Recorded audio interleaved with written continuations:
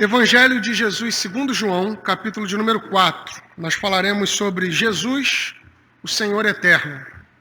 Evangelho de João, capítulo de número 4, versos 43 ao 54. Nós acabamos de vir de uma série de pregações expositivas lá na igreja, onde a gente cobriu todo o Evangelho de João. E esse foi um dos sermões pregados. Atualmente a gente está pregando em Jonas. A cada domingo a gente tem feito a exposição de um dos capítulos. Mas João é algo que está muito profundo no meu coração, que foi muito recente. Amém? Todos acharam? A versão que eu leio é da NVI, assim diz a palavra de Deus. Depois daqueles 2 dias, ele partiu para a Galileia. O próprio Jesus tinha afirmado que nenhum profeta tem honra em sua própria terra.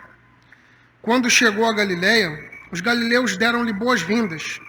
Eles tinham visto tudo o que ele fizera em Jerusalém por ocasião da festa da Páscoa, pois também haviam estado lá. Mais uma vez ele visitou Caná da Galileia, onde tinha transformado água em vinho. E havia ali um oficial do rei, cujo filho estava doente em Cafarnaum. Quando ele ouviu falar que Jesus tinha chegado à Galileia, vindo da Judéia, procurou-o e suplicou-lhe que lhe fosse curar seu filho, que estava à beira da morte. Disse-lhe Jesus: se vocês não virem sinais e maravilhas, nunca crerão. O oficial do rei disse: Senhor, vem antes que o meu filho morra. Jesus respondeu: pode ir, o seu filho continuará vivo. O homem confiou na palavra de Jesus e partiu. Estando ele ainda a caminho, seus servos vieram ao seu encontro com notícias de que o menino estava vivo. Quando perguntou a que horas o seu filho tinha melhorado, eles lhe disseram: a febre o deixou ontem a 13h. Então o pai constatou que aquela fora exatamente a hora em que Jesus lhe dissera: o seu filho continuará vivo. Assim, creram ele e todos os de sua casa. Esse foi o segundo sinal milagroso que Jesus realizou depois que veio da Judéia para a Galileia. Curva sua cabeça uma vez mais. Senhor bendito, essa é a tua palavra. Nós oramos para que ela exalte o Salvador, torne pecadores mais humildes e promova a santidade na igreja. Que as meditações do meu coração e as palavras da minha boca sejam agradáveis a ti, Redentor nosso, em nome de Jesus. Amém. Você pode tomar assento.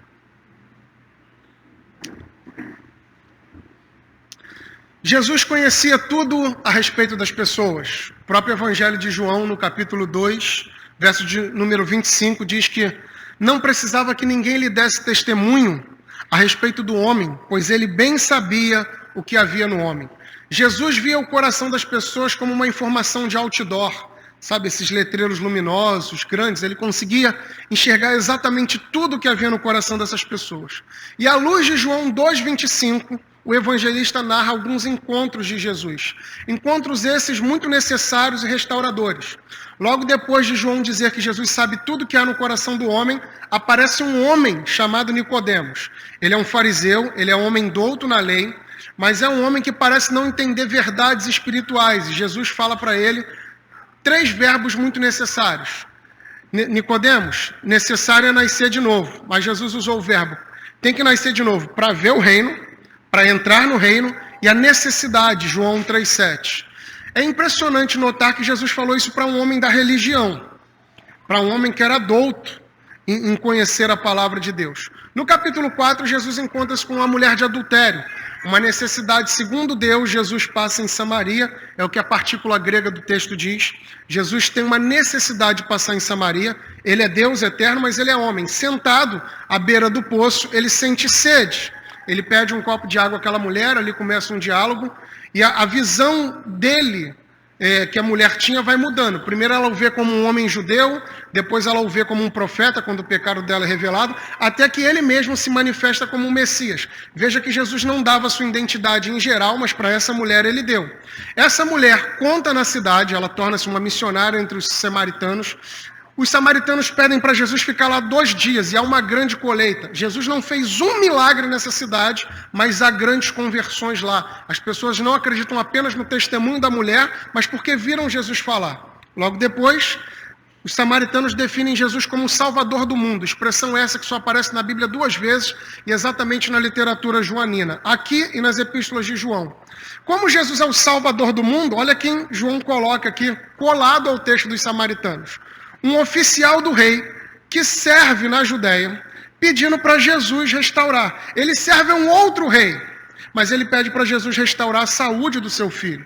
Já que ele é o Salvador do mundo, ele não é o Messias apenas de Israel. No capítulo 5, Jesus cura um paralítico no tanque de Betesda. A gente sabe que a doença daquele homem era decorrente de pecado. Jesus mandou ele se levantar e andar, mas logo depois Jesus o procurou, dizendo a ele, olha, não peques mais para que algo pior não te aconteça. Há doenças que podem ser decorrências e consequências do pecado, é o caso do homem do capítulo 5. Mas hoje nós vamos nos concentrar na análise de ver a cura do filho do oficial do rei. Mas como Jesus é capaz de fazer coisas além daquilo que pedimos, nós pensamos ou imaginamos, não foi apenas uma mera cura. Houve uma restauração por completa da comunhão dessa família com Deus, a salvação tanto para o oficial do rei, para o filho doente, como para a família inteira. No Evangelho de João, os milagres, eles são chamados de sinais. Esses sinais sempre apontam para algo maior. Há pelo menos 7 grandes sinais no Evangelho de João. Começa com a água transformada em vinho, o elemento transformado em outro, e termina com a ressurreição de Lázaro. Então veja, ambos os sinais começam numa casa com festa, no casamento, e numa casa com luto, Jesus opera grandes sinais. Jesus vai operar, inclusive, no intervalo disso, um sinal numa casa à distância, que é essa casa desse filho do oficial do rei e desse propriamente oficial do rei.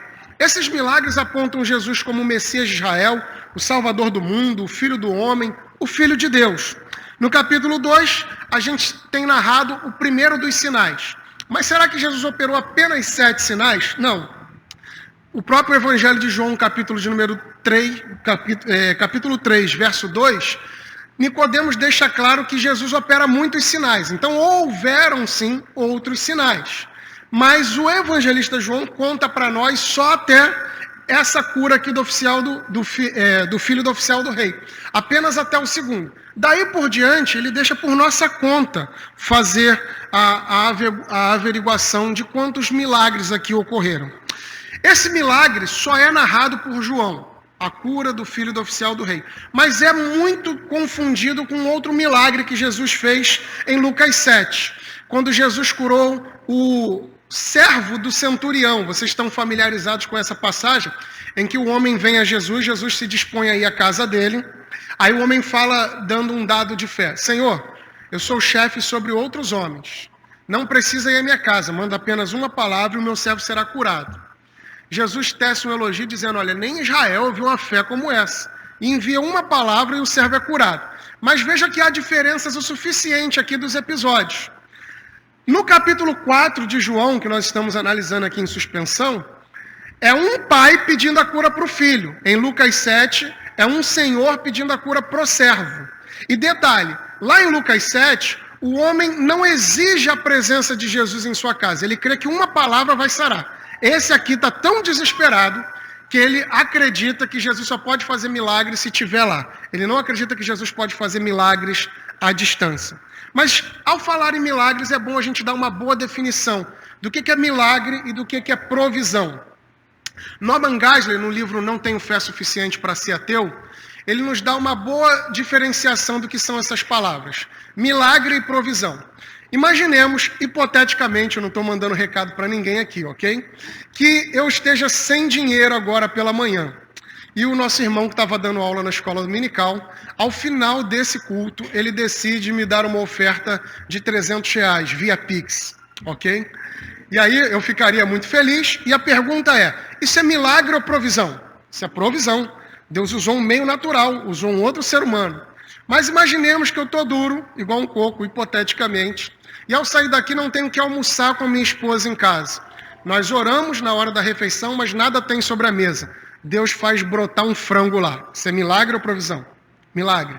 Milagre é uma intervenção sobrenatural de Deus. Milagres não acontecem todo dia e toda hora. Eu sei que dependendo do canal de TV que você vê, acontece todo dia. Mas milagres são intervenções sobrenaturais de Deus. Deus escolheu agir muito mais por meios naturais do que sobrenaturais. Jesus aqui está fazendo um milagre ao curar o filho do oficial. Nos versos 43 e 44, com sua Bíblia aberta, você vai notar que diz que Jesus está retornando para sua pátria. Isso significa dizer que é uma associação dele com a Judéia, ou propriamente por ele ser de Nazaré, por ser do norte, na Galileia. Mas Jesus parece estar sendo honrado.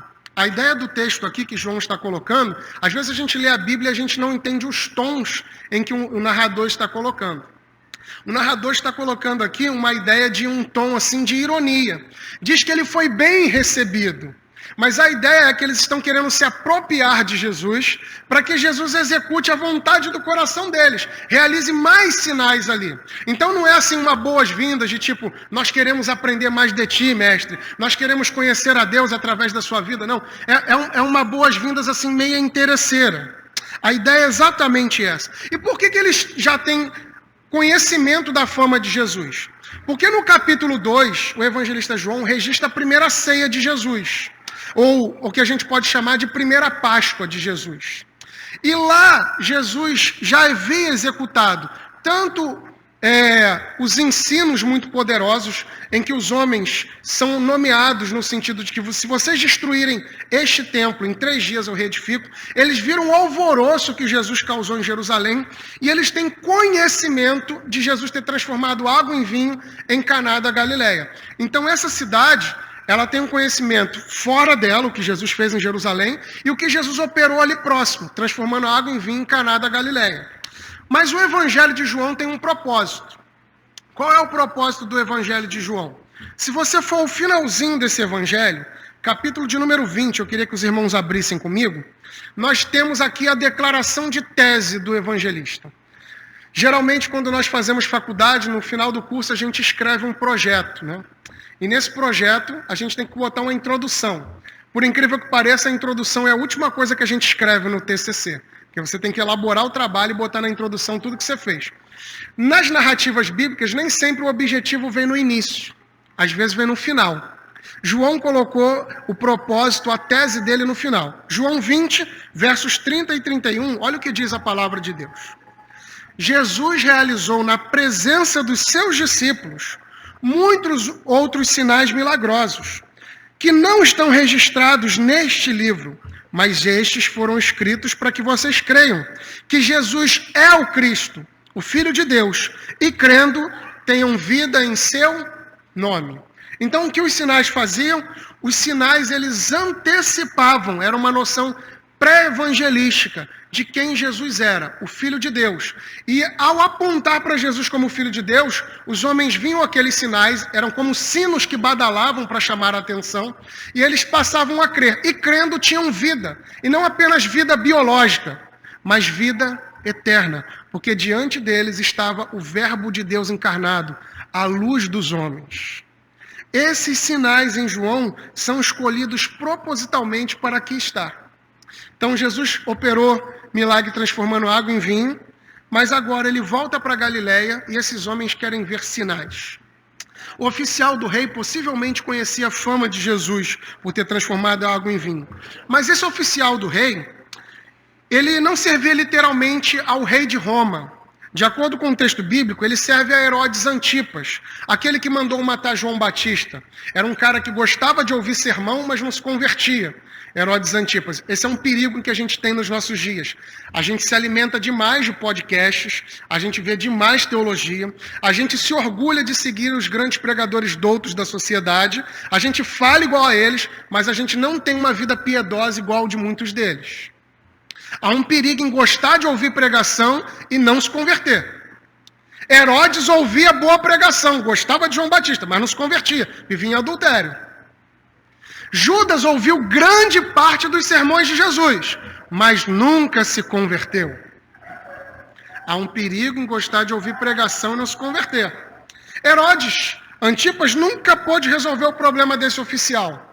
Esse oficial, então, vai a quem pode resolver. Não há problema algum de nós levarmos os nossos problemas a Jesus. Mas, de verdade, o que a gente vai descobrir hoje é que Jesus sabe quais são os nossos reais problemas, as nossas reais necessidades. Jesus visitando a Galileia, esse oficial vai até ele. E hoje eu vi muitas crianças aqui, é muito bom ter crianças na igreja. Eu acredito que a igreja fica até com um tom de maior felicidade. A igreja atual que eu pastoreio, pelo nosso regime episcopal, a cada 2 anos pode trocar o pastor.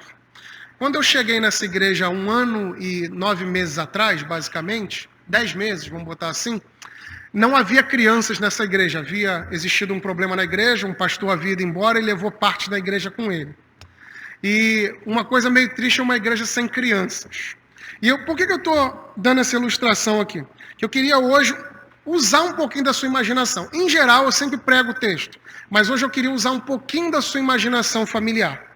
Como eu vi muitas crianças, algumas crianças inclusive com muita saúde, pulando, tá certo, na hora da liturgia, eu vi uma mãe falando, olha, o irmão já avisou que vai começar o culto, e a criança sentou ali direitinho, que criança educadinha. Isso é muito legal de perceber. Mas quando você vê que seu filho não está muito agitado, não está com a saúde devida, é preocupante, não é? Você bota a mão nele, ele está meio febril. Você trabalha fora e a avó cuida, ou a mãe, aí alguém te liga, manda um WhatsApp e eu falo, ó, Juninho não está bem. Você já fica meio desesperado de longe. Agora eu queria que você voltasse ao mundo do texto aqui, usar um pouquinho de imaginação. Esse oficial, ele tem um alto cargo. Foi comunicado possivelmente pela sua parentela, pelos seus familiares, da doença do filho. Nós não sabemos a idade do filho, se é uma criança ou um adolescente. Há um silêncio no texto sobre isso. No entanto, esse homem não tem muita medicação para poder resolver o problema do filho. A doença é gravíssima. Agora note. Imagine você sair do seu trabalho para socorrer seu filho, pega de carro e leva para o pronto-socorro. Já é meio angustiante. Agora imagina num mundo onde não há telefone, não há fax, não há WhatsApp, não há carro. Você tem que se deslocar de onde está para socorrer seu filho. E detalhe, ninguém na sua cidade resolve o seu problema. Ele tem que se deslocar para onde Jesus está. Possivelmente, ele tem que andar alguns quilômetros. Supõe-se aí uma média de 30 para ir, 30 para voltar. Já imaginou quão angustiante é, e por isso eu queria usar a sua imaginação? Deixar seu filho doente numa cidade, caminhar 30 quilômetros para outra, voltar mais que 30, sem solução. E aí lembre-se, irmãos, no 1º século, um resfriado mata uma pessoa. O nível de infanticídio no 1º século é imenso, porque você não tinha a imunidade que as crianças têm hoje, não havia tipos de vacinações que temos hoje. Doenças lá poderiam levar pessoas a óbito. Quando alguém chegava à vida adulta, era uma direção e um guardar de Deus. Esse homem está com o coração faniquito. Mas qual o perigo da gente levar as nossas necessidades a Jesus? É a gente querer harmonizar o nosso pensamento e achar que nós temos a direção correta para Jesus fazer. Ele chega a Jesus e o verso 49 dá o tom de desespero desse homem. Ele diz assim, Senhor, vem antes que o meu filho morra. Isso mostra o nível de desespero dele. Mas há um perigo aqui. Ele era um grande dignatário. Ele era um homem do funcionalismo público. E às vezes há um perigo da gente querer tratar Deus com a função que a gente tem na vida. Exemplos. Lá no seu emprego, você pode ser o líder de uma equipe. Na igreja, você é um servo. E às vezes você chega na igreja querendo tratar os irmãos como você fala lá com os funcionários. Você pode ser um oficial dentro de uma força armada e sua palavra é ordem, é direção, todo mundo acata. E às vezes você transfere isso para dentro de casa. Está numa discussão com a mulher, bate na mesa, fica descontrolado, cala a boca! Você transfere isso para outras relações. O perigo é, gente, quando a gente transfere o que somos na vida para a nossa relação com Deus. Conhece gente assim? Ele gosta de falar de homem para homem com Deus. Senhor, eu determino, eu chamo a existência. Conhece gente assim? Ah, Senhor, seria tão bom se o Senhor abrisse essa porta. Pode ficar tranquilo, Deus, o dinheiro não vai me corromper. Teu servo está pronto para passar nesse concurso da Receita Federal, ganhar 7 mil líquidos. Conhece gente que vai gostando de dar opiniões a Deus? Gente que tem um alto cargo, que é dignatário e acha que tem que ser tratado em todos os lugares por igual. Por exemplo, a pessoa é cliente do Banco Bradesco. Aí ela chega no Bradesco, ela tem um tipo de plano lá associado ao banco, em que ela não encara a fila. Se ela for do Itaú, ela tem lá o Uniclass, ela não encara a fila. Porque coisa terrível é você ir ao banco e você não ser associado a esse banco, né, gente? Você fica naquela fila imensa. Os bancos hoje têm uma gangue de velhos. O que eu chamo de gangue de velhos? O velho mora numa avenida onde mora, assim, 20 casas. Como o velho entra na fila preferencial, eles dão as contas para esse velho pagar e fica aquela fila. Se você não for um cliente preferencial, às vezes tu fica ali mofando. Agora, transfere isso na relação com Deus, dá certo? Não. Não adianta você querer ser tratado com privilégios, querer furar a fila, achar que tem um amigo, achar que tem um QI. Há um perigo nisso. Deixa eu te lembrar de homens da Bíblia que tentaram falar de homem para homem com Deus e não se deram bem. Jó. Você lembra de Jó? Jó no capítulo 1 é o homem mais piedoso da terra. Jó não é israelita, Jó é edomita. Mas veja, possivelmente contemporâneo de Abraão, ele é um homem que serve a Deus em sua terra. Deus permite lá um cenário de dor, Jó busca a Deus. Questão que os pregadores só pregam sobre Jó no capítulo 1 e no 42. As pessoas dizem assim, Jó nunca blasfemou. Possivelmente quem diz que Jó nunca blasfemou, nunca leu o livro todo. Porque eu, sinceramente, eu não conheço um indivíduo que blasfema mais contra Deus do que Jó. Jó não blasfemou no capítulo 1 e 2, gente. Mas leia o livro inteiro. A ponto de que no final, reconhecendo sua arrogância, ele diz: eu te conhecia só de ouvir falar. Agora os meus olhos te veem. Quando Jó começou a questionar muita coisa a Deus, de homem para homem, Deus falou para ele de Deus para homem. Porque esse é o perigo, falar de homem para homem com Deus. Deus responde do jeito dele. Jó, onde você estava quando eu lancei o limite dos mares, os fundamentos da terra? Aí o Jó foi recolhendo a insignificância. Quer ver um outro homem que fala de homem para homem com Deus? Jonas. Deus fala para ele ir para Nínive. A palavra do Senhor vê a Jonas para ir para Nínive, o filho de Amitai. Mas ele entra no aplicativo de passagens, vê que tem desconto para Tarsis, o local mais longínquo do mundo antigo, compra uma passagem para Tarsis, ele dá as costas para Deus. Deus faz levantar uma grande tempestade. E você perceba que longe de Deus sua vida só afunda. Jonas primeiro vai para o fundo do porão, antes desceu a Jope, depois fundo do porão, depois ventre do peixe. Toda vez que a gente está divorciado da vida com Deus, nossa vida só afunda. Mas como é que termina o livro de Jonas? Termina com Jonas onde? Em Nínive. É impressionante que esse livro ensina que Deus é soberano, Deus é cheio de compaixão, mas também é um Deus irado. E onde está o livre-arbítrio de Jonas? Não existe livre-arbítrio. Aliás, é importante saber que nem calvinistas nem arminianos creem em livre-arbítrio.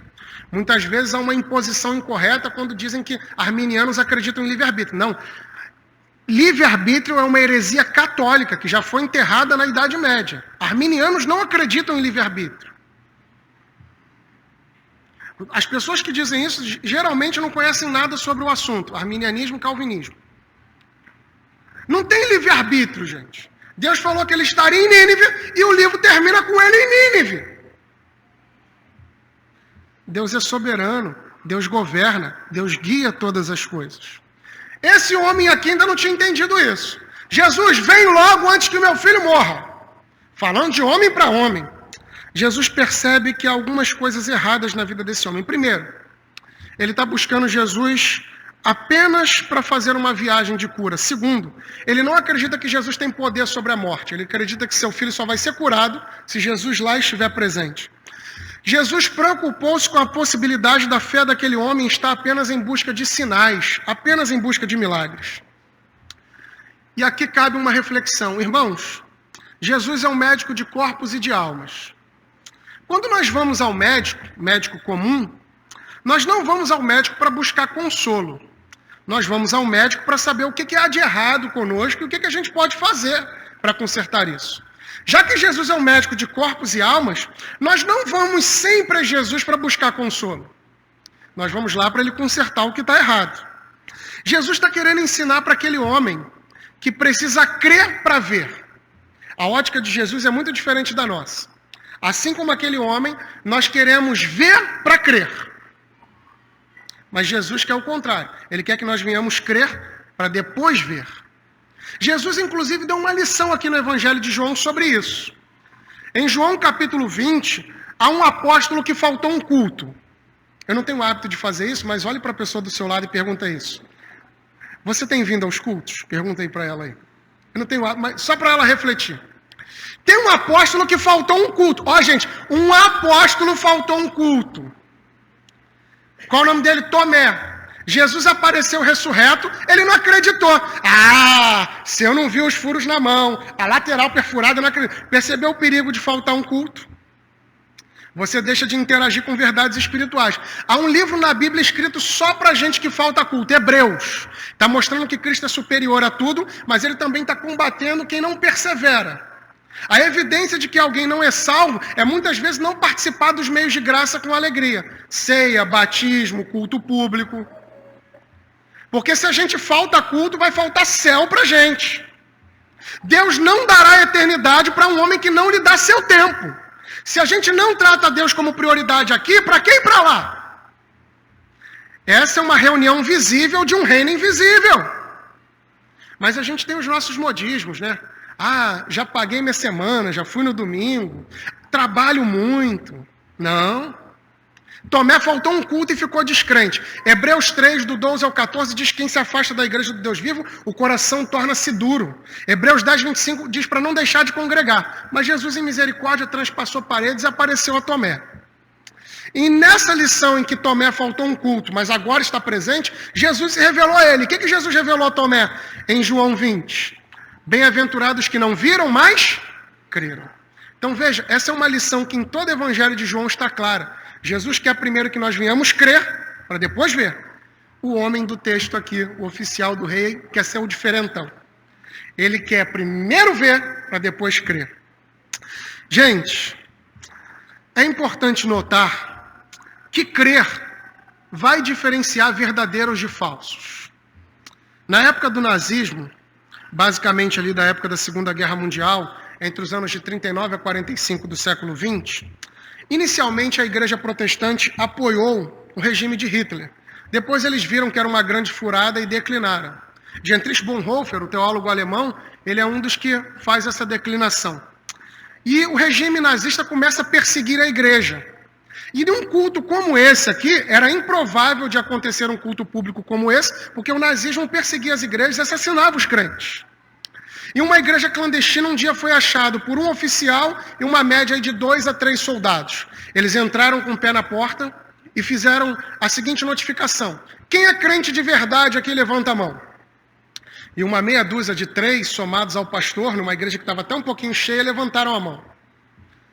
O restante não levantou a mão. Então aquele oficial disse: olha, quem não é crente de verdade pode ir embora, porque quem é crente de verdade vai morrer hoje. E aquele pessoal foi embora, ficou o pastor, mas uma média de 3. Aquele alto oficial do nazismo sentou na primeira fila, tirou a roupa que o identificava com o regime de Hitler e falou: pastor, pode continuar o culto. Eu sou um crente de verdade e eu só vim aqui para me livrar dos hipócritas. Pode continuar o culto. O que essa história nos ensina, irmãos? Que crer separa verdadeiros de falsos. No Evangelho de João, Jesus diz que o Pai está à procura de verdadeiros adoradores. Se Deus está à procura de verdadeiros, é porque existem falsos. Jesus está ensinando uma lógica muito interessante. Qual é o problema real desse homem?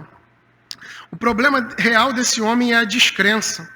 É um desconhecimento total na pessoa bendita do Evangelho, que é o Senhor Jesus. Ele não cria na obra do Senhor, ele não cria em quem estava diante dele, ele apenas buscava um favor. A tônica do texto parece que ele demonstra fé, né? Que ele quer Jesus, mas não. É um homem descrente, com total desconhecimento, e há um perigo da gente estar próximo de Jesus e não conhecer quem é Jesus. Esse é um dos maiores perigos. O pior lugar do mundo para se perder tempo é na igreja. É estar próximo do ambiente onde Deus atua, onde Deus fala, onde Deus age. E ainda assim, eu não saber quem Ele é. Eu não ter relacionamento mais profundo com Ele. Mas da onde vem a descrença desse homem? A descrença desse homem, ela é uma herança herdada de Adão. Com certeza os irmãos estão familiarizados com Gênesis 3. Quando Deus prescreveu a Adão e a Eva que eles não poderiam comer da árvore do conhecimento do bem e do mal. Deus prescreveu. No dia que eles comerem, certamente morreriam. E o que eles fizeram? Viveram por impressão. Foram lá, tocaram no fruto, a Eva comeu e deu ao marido de forma egoísta. Meus irmãos, assim como os nossos primeiros pais, como o homem no texto, essa é uma herança herdada que temos. Há uma descrença em nós. Nós não de fato sabemos quem é a pessoa bendita do Evangelho. Muitos de nós optamos por viver por impressões, ao invés de viver pela prescrição do Deus eterno. E querendo resolver esse problema, o texto aqui que nós lemos no início menciona a palavra crer 2 vezes. Você deve ter notado isso. A primeira vez que o homem crê está no verso 50. E a segunda vez que o homem crê está no verso 53. Será que existe diferença na crença desse homem? Ele creu 2 vezes? Então vamos lá. No verso 50, após ele pedir para Jesus ir curar seu filho, Jesus liberou uma palavra para ele. Vai, o seu filho continuará vivo. Jesus não está prevendo um final feliz. Jesus de fato está curando aqui. Ele está executando sua vontade. O menino ficou curado imediatamente com o lançar da palavra de Jesus. O texto diz no verso 50 que aquele homem confiou nas palavras de Jesus. Então, note isso. Ele confiou no que Jesus falou. A Bíblia não está dizendo que ele colocou a confiança em Jesus. Ele sai da presença de Jesus e ele vai em direção à sua casa. No entanto, no caminho de casa, vem uma comitiva ao seu encontro e diz que seu filho já está bem. E ele faz uma pergunta. A pergunta que todo cético curioso faz. A que horas isso aconteceu? E os servos dele denotam, olha, às 13 horas. E ele se lembrou que essa fora exatamente a hora em que Jesus liberou a palavra. E sabe o que o texto diz no verso 53? Que ele e todos os de sua casa creram. E agora aqui é um crer muito diferente. É aquele crer em que Jesus apareceu pregando. O reino de Deus está entre vós, o reino está inaugurado. Arrependei-vos e crede no Evangelho. Saia do caminho do abismo, volte para mim e coloque toda a confiança em mim. No Brasil há muitas definições de fé. As pessoas acreditam que fé é acreditar que vai dar certo. Exemplo, as pessoas notificam para nós que vão fazer um exame. Nessa época de outubro, o mês de prevenção do câncer de mama, as mulheres falam para nós, vamos fazer o exame. E a gente diz, vai dar tudo certo, irmã. Há uma fé meio positivista, já reparou? Até no domingo, quando a gente se despede dos irmãos, a gente vai com Deus, que sua semana seja abençoada. A gente quer que tudo dê certo. Mas fé não é isso, gente. Acreditar positivamente. Há uma fé, às vezes, embutida em nós de religiões de matriz africana. Que a gente vai mover os pauzinhos aqui e tudo se arruma ali. Exemplo, me desculpem citar por nome, eu considero às vezes uma falta de ética ficar esvaziando a mensagem dos outros. Mas hoje eu vou fazer isso, me perdoe. Minha esposa não está aqui, mas ela sabe que o maior sonho que eu tenho na vida é pegar um pastor da Igreja Universal, soltar ele do prédio mais alto do mundo para ver se ele vai voltar voando. Pastor, que sonho terrível, mas eu vou explicar por quê. Já viu como é que o pastor da Universal ensina fé para as pessoas que assistem um programa na TV? Você pode vir aqui na Avenida Suburbana 2242. Se você não tiver fé, eu terei fé por você. E o que está errado vai dar certo. Eu vou resolver para você, eu vou entrar na tua luta. Meu maior sonho é pegar um cara desse, botar ele no prédio mais alto do mundo e soltar ele. Já que fé é só acreditar que tudo vai dar certo, será que ele volta voando? Brasileiros têm definições de fé muito erradas. Crer não é acreditar que tudo vai dar certo. Crer é colocar a confiança exclusivamente em Jesus. Eu não tenho outros ídolos. Eu tenho um único Deus de invocação, um único Deus de devoção. Se Deus me der vida, eu glorifico a Deus. Se Deus me der morte, eu glorifico a Deus. Se Deus me der cura, eu glorifico a Deus. Se Deus me der doença, eu glorifico a Deus. Afinal, meu Deus está no trono. E Ele é bom o suficiente para fazer o mal. E Ele é sábio o suficiente para cometer um erro. Colocar a fé em Jesus é colocar toda a confiança em Jesus. Será que essa é a fé que nós encontramos hoje nas fileiras das nossas igrejas? As pessoas olham para Jesus como o herói de suas vidas. Elas já depositaram toda a confiança em Jesus, porque o homem do texto aqui, primeiro creu na palavra de Jesus, depois ele creu em Jesus. E olha a consequência, ele e todos de sua casa creram. Há algum problema em levar os nossos problemas a Jesus? Nenhum, o homem levou. Mas só Jesus sabe quais são os nossos reais problemas. Aquele homem queria cura. E Jesus tinha perdão e nova vida para aquela família. Meus irmãos, eu caminho para o final, dizendo o seguinte: nós não podemos ter a fé do homem no verso 50, apenas crendo que Jesus libera como palavra. A gente precisa crer na pessoa bendita de Jesus. E aí a sua palavra não vai estar desassociada. O Salmo 34, verso 8 diz: provem e vejam como o Senhor é bom, como é feliz o homem que nele se refugia. Nosso desejo tem que ser aproximar-se de Deus, a ponto de manter um relacionamento íntimo e não distante. Deus, ele não é incompreensível, ele se revelou a nós, ele quer ser achado por nós. Mas ele também não quer ser buscado como um tesouro entre muitos tesouros. Ele quer ser um único tesouro. Ele quer ter uma tamanha intimidade conosco, a ponto dele ter o direito de um relacionamento restaurado entre Criador, criatura, e também reconhecendo o direito que ele tem em governar nossas comunidades. Um pregador que gosto muito, chamado A.W. Tozer, diz o seguinte: lembre-se, Deus quer enchê-lo com o seu espírito em sua vida moral. O propósito, antes de tudo, é o que o conheçamos e submetamos a ele, e entremos na plenitude do Espírito, de modo que o Filho Eterno Jesus Cristo seja glorificado em nós. O mesmo Tozer diz: quando os desejos das pessoas têm primazia, a voz do Espírito de Deus é reprimida e silenciada. Pode haver apenas um resultado para quem reprime a voz do Espírito de Deus. A alma humana ficará faminta e deformada. Meus irmãos, nos minutos finais eu quero dizer uma coisa muito séria a essa igreja. A prioridade de Deus não é resolver os meus problemas e os seus.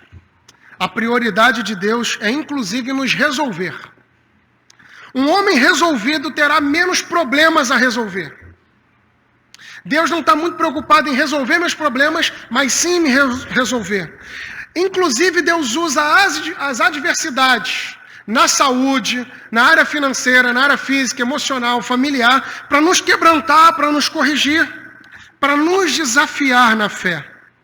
Jesus operou um sinal miraculoso voltando para Galileia. E esse é um sinal que chama muita atenção. Essa foi a segunda vez que ele operou um grande sinal nessa região.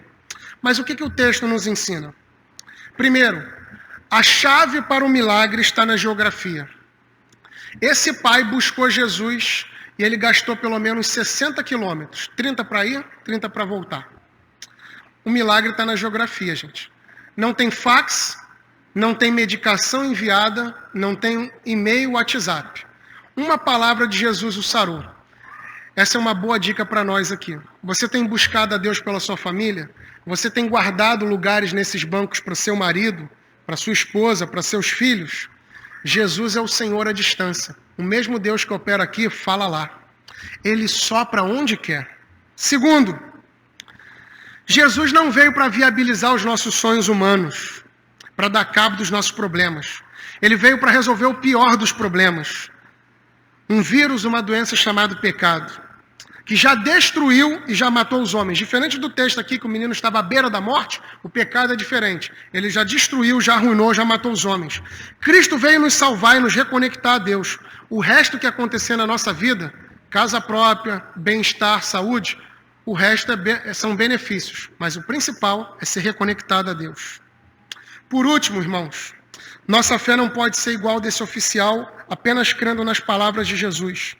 Mas, como esse oficial, a gente deve depositar a confiança em Jesus e conduzir nossa família para isso. Nossos filhos serão homens de oração se nos verem orando. Nossos filhos serão presentes aos cultos se nos verem presentes e pontuais aos cultos. Nossos filhos serão pessoas que amam a Bíblia se nos ver amando a Bíblia. Toda criança observa e imita o que vê em casa. No 4º mês de gestação, as crianças ouvem na barriga, sabia disso? Já viu que as crianças que gritam? Dá uma olhadinha para a mãe, vê se ela não é uma louca, desesperada. Tudo que criança vê, ela imita. Crianças aprendem a orar quando vem alguém orando. Quando é que foi feito o último culto doméstico na sua casa? Ah, a gente só cultua na igreja, pastor. Pois bem, na igreja a gente serve a Deus, mas filho se cria em casa. Não vai adiantar quando ele fizer 18 anos ele não saber a diferença de Jesus para Barrabás. Não vai adiantar quando ele tiver 18 anos e ele idolatrar partidos políticos que são contra a vida, são contra o cristianismo, achar que a falha foi do que a igreja ensinou. Não. Criança se nutre em casa, diariamente, se investe tempo. A família desse homem veio de rebarba porque ele creu. No Novo Testamento, quando um pai cria, toda a família seguia. Lembra de Cornélio, Atos 10, lembra de Paulo ao carcereiro, o carcereiro creu e toda a sua família foi batizada. Terceiro e último. Quando o oficial foi notificado que seu filho estava curado, para ele sabia que ele esteve mais do que diante de um simples homem. Ele esteve diante do verdadeiro rei de toda a terra. Ele esteve diante do Deus encarnado. E o que se cumpriu quando esse homem creu, colocou confiança em Jesus? O que Jesus falou a Nicodemos: necessário é nascer de novo. Veja que crer não foi uma habilidade que esse homem tinha. Foi o Espírito que sopra onde quer que regenerou o coração daquele homem. Meus irmãos, de acordo com Jesus, somente quem nasceu de novo vê e entra no reino de Deus. Aquele homem agora, ele já tinha estabilidade financeira, mas agora ele não é instável quanto à vida eterna. Agora ele entrou no caminho da vida eterna. Jesus disse aqui em João 3,36, quem crê no Filho, ele creu, tem a vida eterna. Já quem rejeita o Filho não verá a vida, mas a ira de Deus permanece sobre ele. Sabe quando a vida eterna começa? Não é quando alguém morre ou quando Jesus voltar. A vida eterna começa agora. Escolhas certas vão levar a lugares certos. Escolhas erradas vão levar a lugares errados. Nunca haverá um jeito certo de fazer coisas erradas. Quem crê no Filho tem a vida agora. Quem rejeita o Filho já não tem a vida agora e a ira de Deus permanece sobre ele. Em João 5,24, o Senhor disse, eu asseguro, palavras do Deus que criou todas as coisas, ele diz assim, eu asseguro, quem ouve a minha palavra e crê naquele que me enviou, tem a vida eterna. E não será condenado, mas já passou da morte para a vida. Que nós possamos crer na pessoa bendita do Evangelho, o Senhor Jesus. Coloque-se de pé. Posso orar agora? Pode orar. Pode orar agora? Pode orar. Pode orar. Coloque sua mão sobre o seu coração.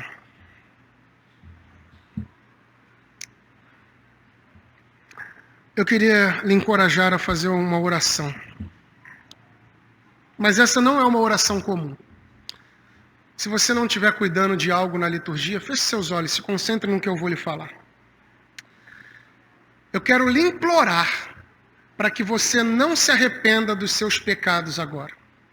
É muito estranho o que eu vou falar, mas você vai pegar esse mistério. Não se arrependa do que você fez. Se arrependa do que você é. Porque o que você é, leva você a ter a prática de vida. Eu vou mexer um pouquinho na minha reputação e eu vou explicar isso para você antes da gente orar. Meu maior pecado é murmuração, irmãos. Eu murmuro muito. Mas sabe por que eu murmuro muito? Porque eu sou murmurador. Então eu não tenho que me arrepender das murmurações. Eu tenho que me arrepender de quem eu sou. Não se arrependa do que você fez. É estranho falar isso. Mas se arrependa do que você é. Quando você se arrepender do que você é, Jesus será corajoso para lhe transformar. Feche seus olhos. Senhor glorioso e bendito, eu não quero ter um Deus de invocação para resolver meus problemas. E muitos outros deuses de devoção que eu gasto meu tempo, minha energia e o meu dinheiro. O Senhor não quer ser um tesouro entre muitos tesouros. Tu quer ser o único tesouro. Senhor, intelectualmente é fácil crer nessa palavra. Intelectualmente é fácil compreendê-la. Mas sem a ajuda do Teu Espírito, nós não podemos aplicá-la ao nosso viver. Nós oramos para que use pastores, presbíteros, diáconos, líderes da igreja, para nos incentivarem a crescer na graça e no conhecimento. Nós oramos, Senhor, para que o Teu Espírito que habita em nós, Senhor, faça pessoas nascerem de novo essa manhã. Se há alguém que já está no hall da igreja, mas não está no hall dos céus, que o Senhor as faça nascer de novo.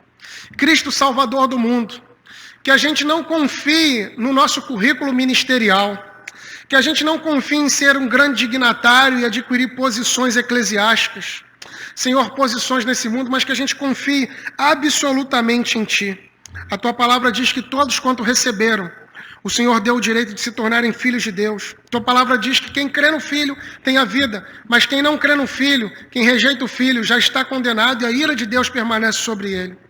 Senhor, obrigado por ser um Pai eterno, por enviar o Teu Filho eterno e por Teu Espírito Santo eterno atuar em nós, crendo, assim como aquele oficial do rei, que todas as coisas foram feitas por intermédio de Jesus. Sem Ele, nada do que existe teria sido feito.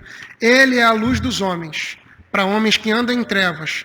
Ele é a vida para homens que estão mortos. Nós Te louvamos e nós dizemos amém. Se os problemas parecem não ter solução, quando as mágoas inundam o teu coração, há alguém que atende a tua oração. Jesus Cristo, Mestre, Senhor,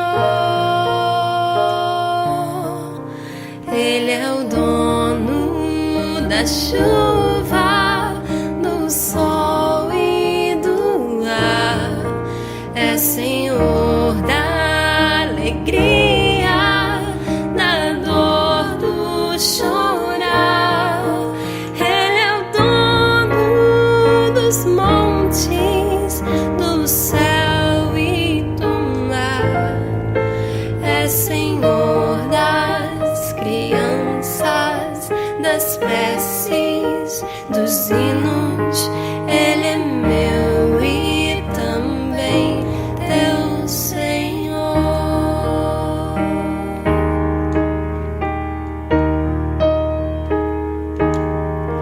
Ele é o caminho, a verdade, a luz.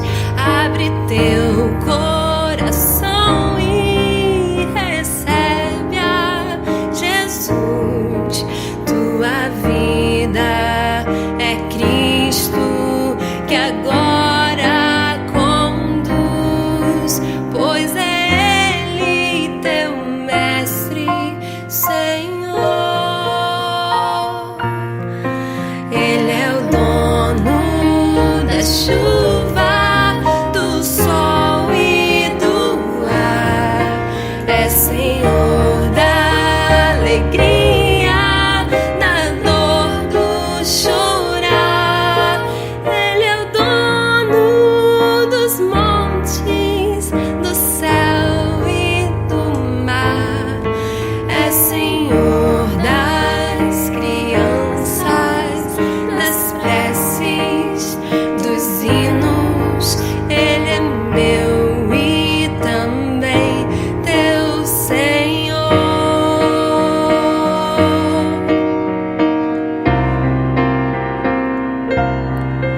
Como é bom caminhar nesta luz, nesta paz. Ele vive pra sempre, Ele me satisfaz. Eu sou dele, a vida que Ele me traz é segura, pois Ele é Senhor.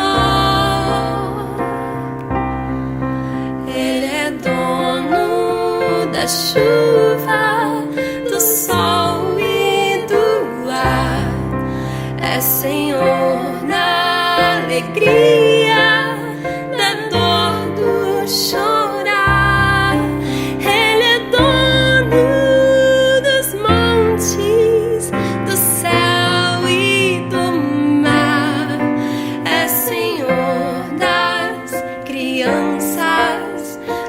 prece